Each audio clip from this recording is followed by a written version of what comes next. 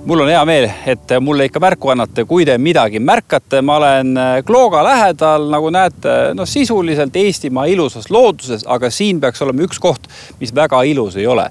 Mulle helistas Peep ja andis märku, et siin on midagi sellist, mis meenutab meile seda kohutavat koroonapandeemiat ja üldse metsas olla ei tohiks. Läheme otsime Peebu üles ja lähme vaatame, mis siin siis juhtunud on. Tuttavaks siis. Nii. Peep, olen tulnud siia metsade vahele täitsa, ma mõtlesin, kas siin üldse keegi elab, aga siin toimub päris korralik tootmine või? Ma olin sõbral korral siin abiks ja käisin seenel. Võtsin üle seeni vaatama. Vaatan mingi kuradi hunnik. Kurat, keegi hakkab maja ehitama blokid. Ma ei tea ka, äkki on võõra territooriumil. Siis hüpatakse nuga selga. Vaatasin, ei ole blokid, mingid kastid. Mõtlesin, kurat küll. Äkki on mingid rahahunnikud. Eesti riik maa pidanud. Lähen lähemale vaatan koroona. Ma ei saanudki aru, mis asjad täpselt on. Palju see kokku oli, ma lugesin üle 38 kasti. 38 kasti? 8 suurt kasti. Mõtle, kui see raha pannud maha. Mõtlesin, ma siit läksin, sõin siin kuradi marju ja vaatan. Näe, vaata, siit on näha, eks. Mis ka kurad asjad, seal on mingi maja ehitus käib. Vaat märki ei ole, kurat, ei taha minna ka võõras territoorium on ju. Ma tea, virts on astunud, et mingi märki ei ole ju. Astusin paar sammu ja vaatasin need kastid, mõtlesin kõik rahakastid. Äkki on keegi kuskil midagi varastanud ja tuleb hiljem järgi, vaatan. Siit ma ei ütle ära, mis ka kuradi asi see on. Vaatasin, et hotill oli lahti. Mis siin on? Palun väga. Nii. No vaatan, mis siin siis pakutakse. SARS-CoV-2 antigeeni test. Ühesõnaga koroonatest. Sa lugesid kokku ka, mitu kasti siin on? 8 kasti. Palun väga. Peaks ise endale kuradi siin medpunkti avama. No on ju. Kes loomadele äkki rahvas tuleb, saad odavalt kätte. Aga ühesõnaga paar päeva tagasi sa selle kõik avastasid. Natukene mul tundub, et võib-olla looduse vihm on juba nendele kastidele liiga teinud, aga väga pikalt nad siin ikkagi nagu olnud ei ole. Ei ole ju. Mis teeme siis? Hakkab äri tegema. Kelle maas on? Seal oli eramaa silt. Siin pool nagu ei olnud. Ma nii ei oska öelda, ma ei ole vaadanud. Vaatepilt võtab ohkama, sest ilmselgelt oli autojuhil, kes selle kraami siia sokutas sama lihtne sõita lähimasse jäätmejaama. Ometi siin see nodi nüüd on. Aga kui sa siin juba uurinud oled, kas kuskil võib mingisugune, ma ei tea, kontaktaadress ka olla või? Mõtlengi, vaata neid kaste, eks ei antud ju niisama välja. Aga ikkagi keegi on jätnud oma töö tegemata või siis on üritanud kokku hoida või midagi? Kindlasti kokku hoitud. Ühe kasti pealt me leidsime sellise sildi, kust on aru saada, et Turkish Airlinesi lennukiga on neid toodud ja nagu ma aru sain, siis destination või siis sihtpunkt on olnud Helsingi, aga departure on nüüd, lühend on SZX. Hiinast nad on tulnud, Shenzhenist. Palju neid oli siis? 25 000? No 25 000 peaks kokku olema, kui sa ütlesid 38 kasti, ühes kastis on 655, siis tuleb ligemale 25 000 testi. 25 000 inimest saab testitud. Natuke ikka, abiks seegi. Mis me teeme nüüd? Ma ei oska öelda. Ma võin keskkonnakaitsele veel esitada, kas viivad ära. Või ikkagi valda või? Jah, või valda, jah. Tere, Lääne-Harju. Väga tore. Mina Taavi Liibe TV3-st tülitan ja salvestan. Et me oleme siin teie valla territooriumil koos ühe vihjeandja Peebuga Klooga lähedal metsas ja tema on siit avastanud 38 suurt kasti vanaks läinud koroonateste. Mõtleme, et kes võiks uurida, et kuidas need on siia sattunud ja kes need ära peaks viima? Ma annan teile meie järelevalve telefoninumbri. Ma arvan, et nemad oleksid või tema oleks õige inimene vastama üks hetk kohe võtta teile. Võtame siis järgmise. Võtame jah. Tere. Mina Taavi Libe TV3-st üritan salvestan seda kõnet. Et tegelikult lihtsalt ühe vihje tahaks anda, et minuga on ühendust võtnud üks marjuline, kes leidis Klooga lähedalt metsast 38 kasti vanaks läinud koroonateste. Et siin on kokku 25 000 testi. Tulime vaatama, tõesti siin nad on. Et kes neid edasi võiks käidelda, et nad siit looduskeskkonnast ära kaoks? Kui te annaksite meile teada täpse asukoha, siis me maaomanikud teavitame ja maaomaniku kohustus on. Ahah, see maaomaniku asi nagu ära viia, jah? Just. Asukoht tuleb täpselt saata või? Tuleb vastavale jätma. Ma ei oska öelda praegu, millega tegemist on seal täpselt. Koroonatesti.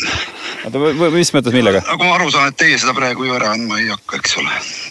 Et oleks jah, meil on olemas rakendus veebilehe peal, Lääne-Harju veebilehe peal, kus saab telefoniga määrata asukoha, kus te olete ja sinna saab siis teatada, kus kohas prügi on ladustatud.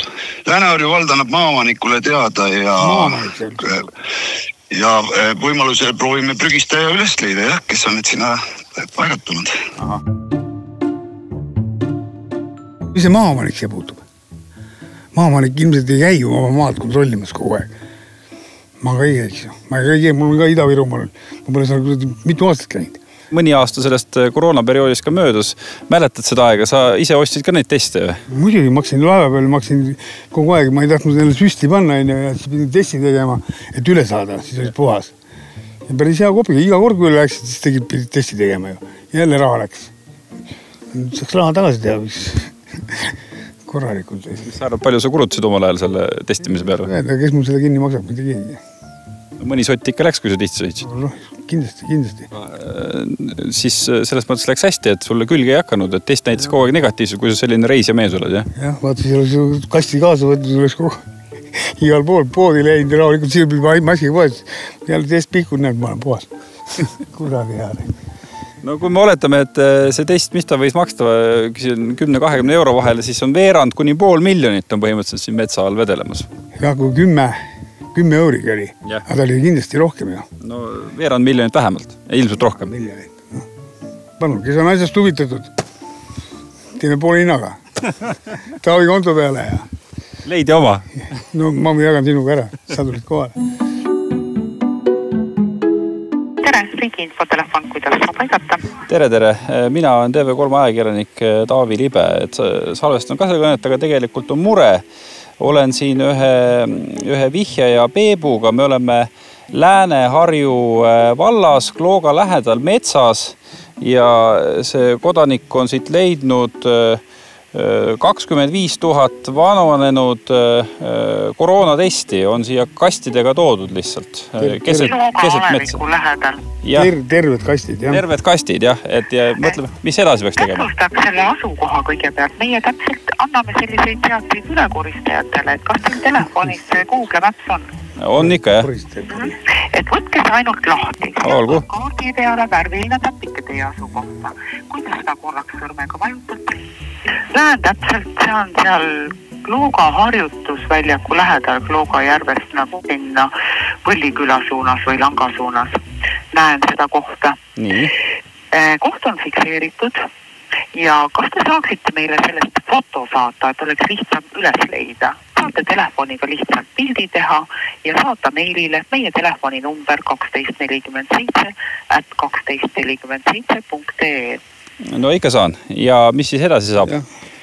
Teavitame sellest nii Keskkonnaameti töötajaid piirkonnas kui kohalikku omavalitsust ja nemad korraldavad siis selle koristuse seal. Aga aitäh teavitamast ja ilusat päeva jätku teile. Nii. No, tulevad koristajad ära. Kõik. Nii lihtne see ongi. Uskumata. Tegelikult. See peaks ju karistatav olema. Ei ole või?